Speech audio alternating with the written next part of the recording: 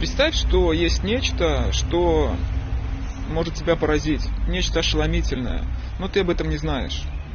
И вот это нечто, оно может изменить полностью тебя, твою жизнь, все-все-все изменить. Ну как к этому прийти? Вот большой вопрос, да? Это вот нечто, оно похоже на цветок, который постепенно пробивается сквозь землю, да? Сначала его вообще не видно, потом он проявится маленьким росточком. Этот цветок начнет дальше расти стебельком зеленым, потом на нем появится бутон. И вот из этого бутона откроется цветок, который будет устремлен к солнцу. Он будет прекрасным, сияющим. И он будет радовать всех. Хотя цветку нет нужды никого радовать, потому что он и есть само проявление радости. Так вот, эта метафора, я пытаюсь донести до тебя то, как происходит в тебе раскрытие твоей же божественной природы. И я сейчас подробно, поэтапно это опишу. Смотри, на первом этапе тебя вообще не интересуют такие слова, как Бог, Божественное, просветление и так далее. Ты вряд ли будешь смотреть это видео. Вот на втором этапе ты уже начинаешь устремляться, да, к этому. Ты становишься ищущим, у тебя внутри себя открывается поиск, жажда, запрос появляется.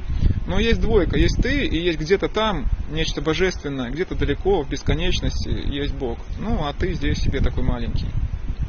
На третьем же этапе вот это божественное, оно начинает сиять изнутри тебя, из твоего сердца. Божественное словно касается тебя, словно Господь начинает жить внутри твоего сердца. И ты замечаешь, что Он там всегда и был. Просто ты раньше этого не замечал. Но есть вот двойка еще, да? Есть вот это, что внутри тебя божественное, и все остальное. Так вот, на следующем, четвертом этапе вот эта двойка исчезает. Не остается больше чего-то внешнего и внутреннего. Все становится проявлением одного божественного сияния. Есть и другие, да, более продвинутые этапы на этом пути.